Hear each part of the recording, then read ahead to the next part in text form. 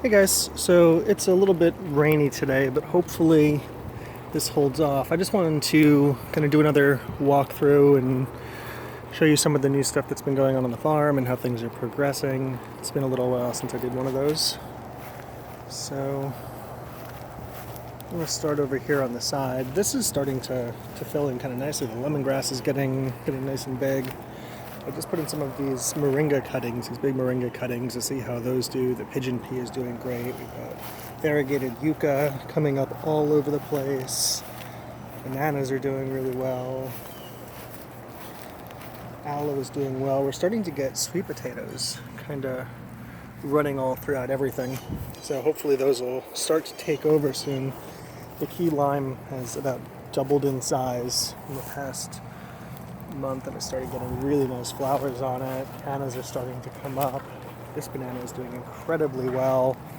The cranberry hibiscus, there's more sweet potatoes all over everything. Cranberry hibiscus is popping up all over the place. I love that stuff. It's delicious.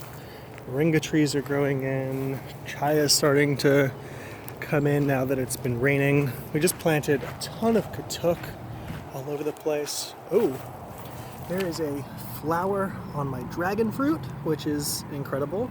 I just saw that now. That's awesome. I wasn't expecting that for at least a year. Katuk just got planted yesterday. Some nice big plants of it that were donated to the farm. We've got some Grandnan bananas, some Musa Bashu I planted over here. It's ridiculously cold hardy. We don't need anything that hardy down here in Florida, but it grows really nice leaves, and I've had interest from some people in buying banana leaves from me. So I'm going to be selling banana leaves, and I'd rather pull them off of an ornamental than something productive. This is really cool. So this little plant was just donated. That is a blue jabuticaba, or a false jabuticaba, also called a rumberry. Excited to try those. Make beautiful little berries. There's a star apple, some gondolas in the back. We've got more bananas everywhere. The tamarind tree is now getting ripe tamarind on it, so we've been picking those every day.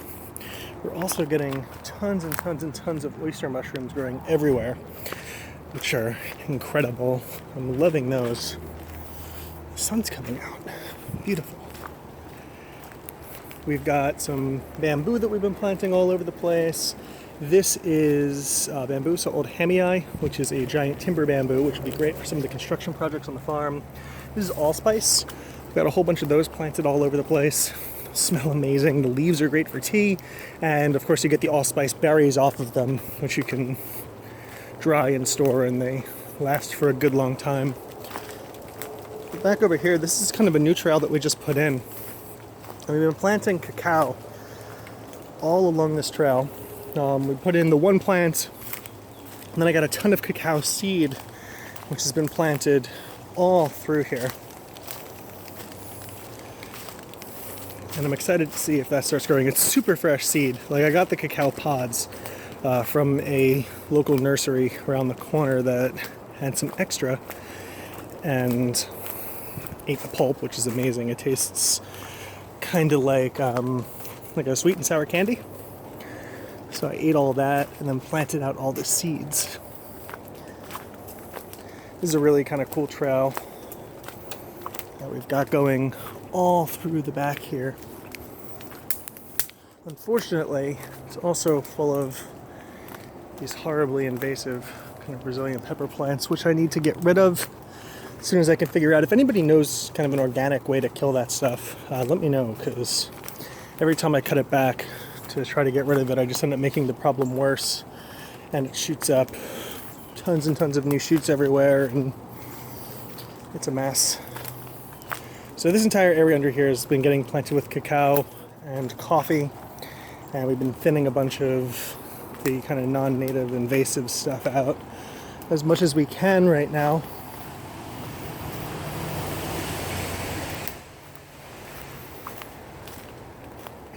It's just a beautiful place to come walk through. I drink my coffee and walk through here every single morning.